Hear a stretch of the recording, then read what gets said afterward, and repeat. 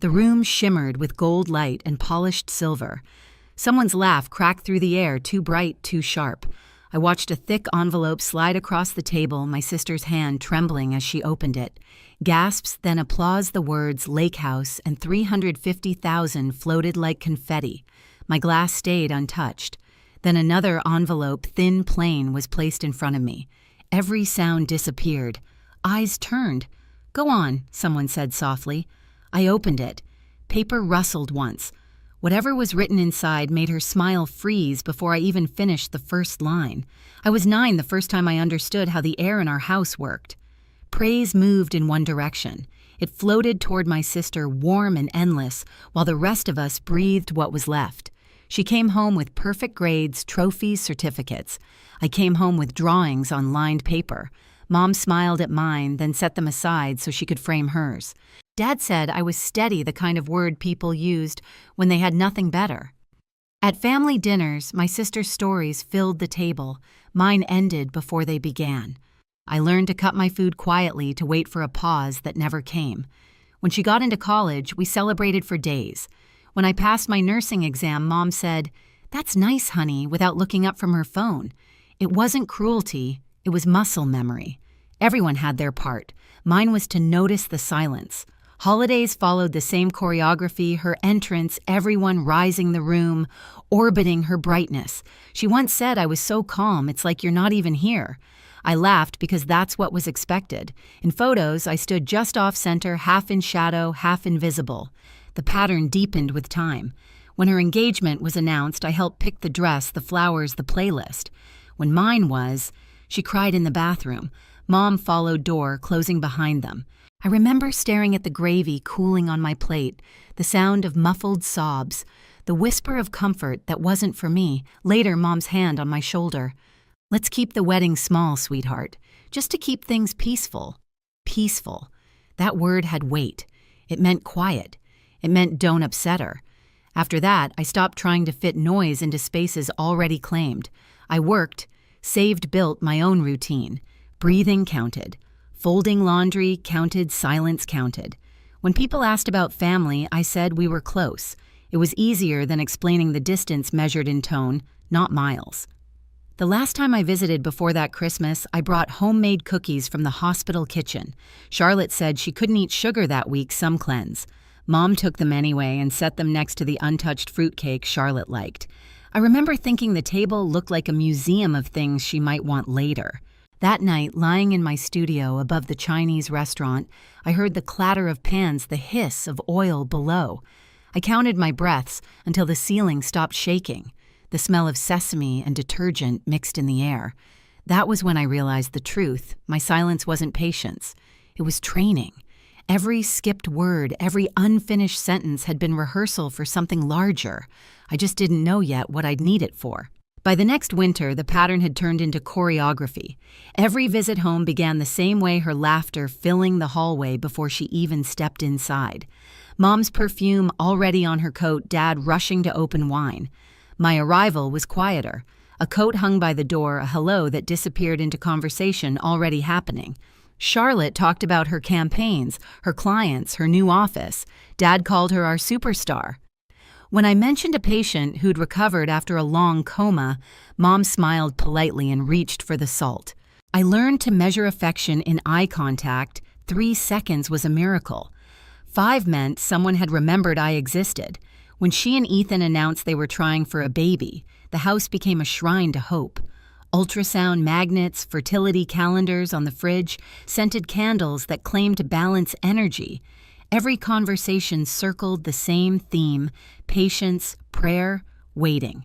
I was careful with my words, afraid even a hint of joy might sound like gloating. But the months turned into years, and the waiting became bitterness. She started skipping gatherings, claiming she couldn't stand to see normal families. Mom would defend her. She's just sensitive. I would nod, knowing sensitive was the family's way of saying dangerous. When James and I got engaged, Charlotte cried again. Not soft tears, sobbing, trembling, leaving the table mid-meal. Mom and Dad followed, leaving me and James with cold plates and the hum of the refrigerator. "It's fine," I whispered, even though it wasn't. We planned a small wedding just like they wanted. Charlotte was my maid of honor, a title she wore like a burden. She showed up an hour late to the bachelorette dinner, left after one drink, and gave a toast at the reception that began with, "It's been such a hard year for me." People clapped. I smiled for photos, eyes dry, fingers pressed into my bouquet until the stems bruised. After the wedding, the imbalance deepened. Charlotte started making small comments. "You've always had it easier, Piper. You wouldn't understand." Easier. The word stuck to me like static. I wanted to tell her about the double shifts, the missed meals, the quiet tears after long nights at the hospital, but what was the point? Any truth that didn't center her became noise. When I finally got pregnant 7 months later, I kept it secret for a while. I knew what would happen. And when I did tell them, it played out exactly as I'd feared. Charlotte's face drained of color, then flushed red. She accused me of cruelty, of timing it to hurt her. Mom sat frozen. Dad stared at his plate. I stood there holding the ultrasound photo, realizing my family could watch me be humiliated and still call it keeping peace. A week later, I miscarried. The house stayed silent. No flowers, no call from my sister. When Mom finally reached out, she repeated Charlotte's words as if they were scripture. Maybe it was the universe's lesson not to take things for granted. I stopped answering her texts after that, not out of anger, but clarity. The message was simple. My pain didn't count unless it made someone else feel better. That was the moment something in me went still. It wasn't forgiveness. It was the kind of silence you keep before a storm. By the next spring, we spoke only through group texts. My parents sent cheerful reminders about Sunday dinners, attaching photos of the table as if proof of harmony could fix what was broken. I replied with polite excuses, night shift, early rounds, chart backlog. Half were true. Most were self-preservation. When we did show up, the air felt managed. Mom planned menus that avoided triggers. No talk of babies, no stories about work, no jokes that might make Charlotte uncomfortable. James would squeeze my hand under the table, our secret Morse code for hold still. We lasted through birthdays, anniversaries, holidays, each gathering quieter than the last. Then Easter came. My aunt mentioned her daughter's engagement, and I watched it happen, the small shift in Charlotte's face, the tight smile, the silence spreading like spilled wine. 10 minutes later, she was gone, crying in the bathroom, the same script as always. The room rearranged itself around her absence. My aunt looked embarrassed, her daughter's engagement gone erased. I caught James's eye. He didn't speak until we were in the car. "This is insane," he said. "One person decides when everyone's allowed to be happy." I didn't argue. I was too tired. Somewhere along the way, exhaustion had replaced anger. I just wanted distance enough space to hear myself think. So we began to disappear, one skipped dinner, then another. Mom noticed. "It feels like you're punishing us," she said over the phone. I wanted to tell her I wasn't punishing anyone. I was just done playing a role in a play that never changed acts. By December, our absences had become an event in themselves. Mom called 3 days before Christmas Eve, her voice tremoring with hope. "Please come this year. It would mean so much to your sister." My first instinct was no. Then James said quietly, "Maybe it's time to stop running from the noise." I didn't know if he meant confrontation or closure. Maybe both. So we went. The house glittered when we arrived, garland candles, the smell of roast and cinnamon. Charlotte greeted us with a smile too bright to be real. For the first hour, everything seemed rehearsed. She asked about my job. I asked about her latest project. Mom kept refilling glasses. Dad laughed louder than usual. Dinner came and went, and then Dad stood clearing his throat. "We have something special for you two this year." Mom disappeared into the kitchen and came back with a large envelope. She handed it to Charlotte. The room leaned forward as she opened it. Gasps applause, the word Lake House. Charlotte cried beautiful tears that caught the candlelight. "It's the cabin," she whispered. "They bought us the cabin." I felt James's hand find mine under the table. I smiled because that's what you do when history repeats. Then Dad said, "And we have something for you too, Piper." Mom reached under the tree and pulled out a smaller envelope, thin plain white. She placed it in front of me with the same smile people give children before a trick. "Go ahead," she said. The room quieted. My pulse matched the clock on the wall. I opened it. Inside, a folded letter written in my mother's looping handwriting. "Read it aloud," Dad said. "We want everyone to hear." I looked up, unsure if this was another setup or something else entirely. Charlotte's smile held steady, confident, radiant. I took a breath, flattened the paper, and began to read. "Dear Piper and James," I began. My voice trembled once, then steadied. "We've watched you work hard for everything you have, and we're proud of the adults you've become." The room stayed still. Charlotte's smile faltered just slightly. I kept reading.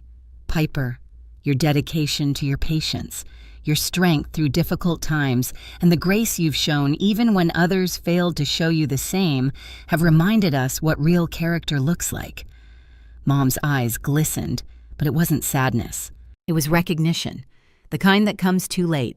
"James," I continued, "you've stood by her quietly, steadily through years of imbalance that we now realize we allowed to grow unchecked." The silence shifted heavier now. Charlotte's hand froze halfway to her glass. I read the next line slower. "We know you've been saving to buy your first home, and we want to give you what we should have years ago." My throat tightened. I could feel Charlotte watching me. "We're giving you $45,000 toward your first house," I said, "and covering the remainder of your student loans." The air cracked. Charlotte's face turned the color of ash. Ethan looked down at his plate. James exhaled softly beside me, a sound that was half relief, half disbelief. "This is not a loan," I read. "It's not charity.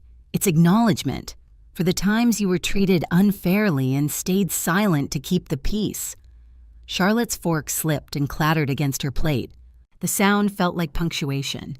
I kept my eyes on the letter. "We're tired of pretending this dynamic is normal. We love both our daughters, but we can't keep enabling behavior that hurts one to soothe the other." When I looked up, Charlotte was staring at me, her expression raw anger, shame, disbelief tangled together. "You planned this," she said finally, her voice low but trembling. "I didn't," I said, folding the letter once. "They did." "This is humiliating," she snapped, standing up. "You made me look like the villain in front of everyone." Dad's tone was calm, almost clinical. "No one made you anything. We wrote down the truth." Charlotte turned to me. "You must be proud of yourself. You finally got your revenge." I set the letter down. "If that's what this feels like, maybe that says more about you than me." James stood, voice even but firm. "For years you've treated her like her existence was a threat. That ends tonight." Charlotte's lip quivered. "You don't understand. I understand perfectly," he said. "And so does everyone else now." Ethan spoke next, soft but steady. "Charlotte, enough." Her shoulders dropped. For the first time, she looked small, like someone who'd run out of scripts. Mom's voice broke the silence. "We love you, honey, but this family can't keep orbiting one person's feelings." Charlotte pressed her palms to her eyes. "I don't know how to stop," she whispered. Dad leaned forward. "Then start by listening." The only sound was the fire crackling behind us. I reached for the letter, folded it neatly, and placed it on the table between us. "This isn't about punishment," I said quietly. "It's about balance." For a moment, no one moved. Then Charlotte sank back into her chair, eyes wet but no longer defiant. The fire popped once, releasing a spark that drifted upward and vanished. Outside, snow began to fall against the window, soft, steady, soundless. No one spoke again. But for the first time in years, the silence didn't belong to her. It belonged to me. The days after Christmas passed like slow breath. The letter stayed on my nightstand, folded once edges soft from my fingers. I didn't reread it, but I didn't put it away either. It wasn't just paper, it was proof that the silence had finally spoken. Charlotte called a week later. Her voice was thin, unfamiliar. She said she was starting therapy, that Ethan was helping her find someone local. There was no grand apology, no script, just quiet. I told her I hoped it helped, and I meant it. By spring, James and I closed on a small house on the edge of town, white siding, narrow porch, 2 rooms that smelled faintly of paint and promise. The day we got the keys, I stood in the empty living room, hearing the echo of my own footsteps. For once, no one else's voice filled the space. Mom and Dad visited a few weeks later. They brought a potted fern and left before sunset. There were no speeches, no long looks, only a warmth that didn't need explanation. That night, I found the letter again, tucked it into a drawer, and watched the light fade through the curtains. Somewhere far away, I imagined the lake house, too. The water still untouched, holding its own reflection. Maybe one day we'd meet there again in some quieter version of family. For now, the world had gone still enough for me to hear the hum of the refrigerator, the rhythm of my own breathing, the smallest sounds of a life that finally belonged to me. Some people think revenge means winning louder. It doesn't. Sometimes it's the sound of a page folding a breath, slowing a door closing softly behind you. That night, I didn't raise my voice. I didn't argue. I just read the truth and let it land where it needed to. Peace doesn't arrive with applause, it settles like snow covering what's been said, softening the ground so you can finally walk forward. If you've ever been told to stay quiet to keep the peace, remember this: silence can build walls, but it can also build strength. Thanks for watching my story. Tell me in the comments what moment finally made you stop apologizing for being the calm one. Don't forget to subscribe for more stories like this, where justice isn't loud, but it lasts.